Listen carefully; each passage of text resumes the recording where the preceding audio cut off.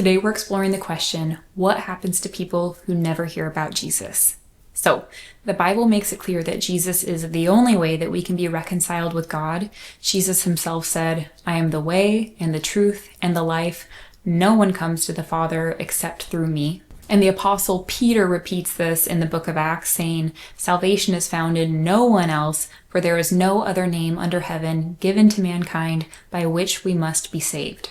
If Christianity is true, this can feel a little nerve-wracking or maybe even unfair, and it's reasonable to wonder, well, what happens to people who were born before Jesus' lifetime, or maybe people who live in parts of the world where the gospel hasn't yet been preached, or people who, for one reason or another, just have never heard about Jesus, or maybe don't have the ability to meaningfully understand or respond to him. In response, the first thing I want to talk about is what theologians call general revelation. So this refers to the ways that we can learn about God through the natural world all around us, and also through our innate sense of right and wrong. And I bring this up because while the Bible does make it clear that reconciliation with God is only possible through Jesus, it also says that God gives all of us some knowledge of him through general revelation. In Romans, for example, the Apostle Paul wrote, "They know the truth about God because he has made it obvious to them. For ever since the world was created, people have seen the earth and sky. Through everything God made, they can clearly see his invisible qualities, his eternal power and divine nature, so they have no excuse for not knowing God." In other words, just by observing the universe, its very existence, or the consistent patterns we see in nature, or our sense of morality, or our longing for meaning beyond mere survival, we can logically conclude that God does exist and understand some of what he's like, that he's powerful and intelligent and personal and cares about right and wrong. And of course, none of these observations include the details of Jesus's life and death and resurrection, but they do make some baseline knowledge of God available to all of us. Beyond general revelation, there's also direct revelation. So this refers to times when God chooses to reveal himself more directly to someone.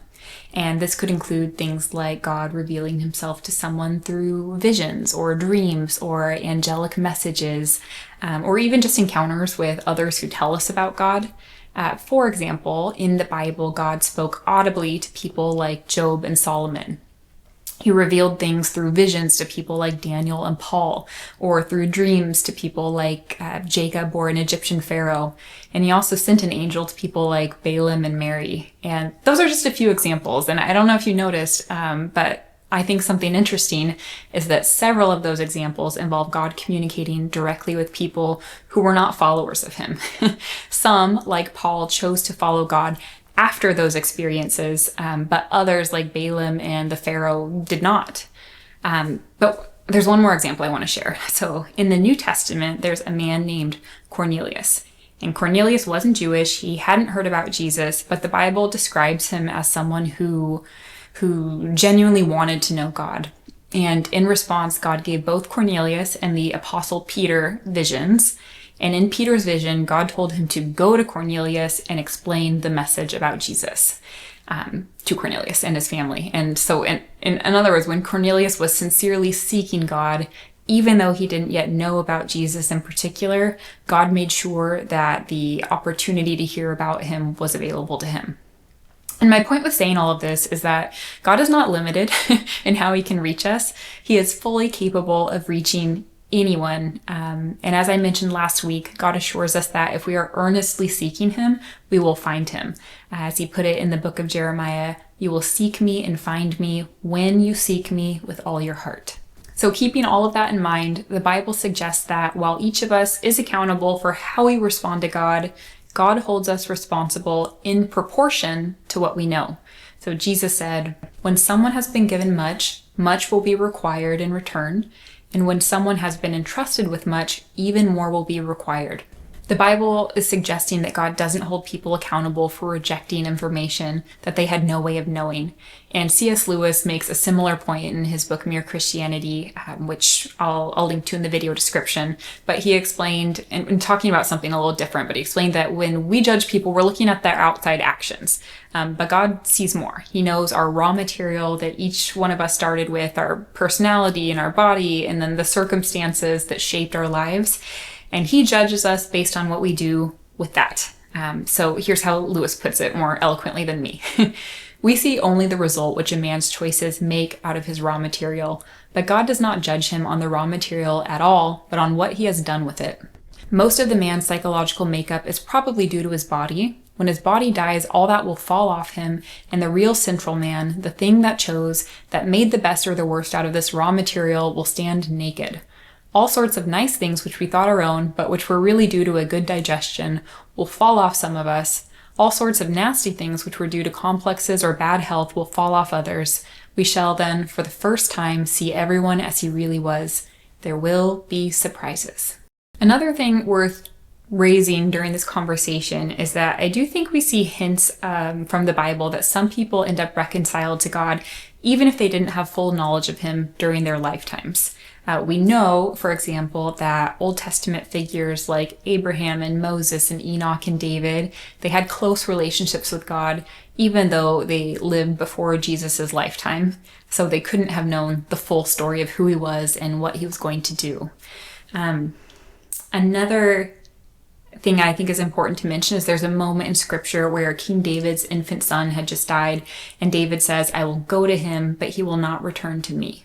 So did you catch that? Here, David, who we know was close to God, he expressed confidence that his infant son, who died before he would ever have the chance to understand or respond to God, was in fact with God. And David believed that he was going to be reunited with his son. So we know that Jesus makes reconciliation with God possible. And I think God's mercy can include people we might not initially expect. We don't know everything about how salvation works, but I think that we do have enough information about God to know that he is just and merciful and gracious and good.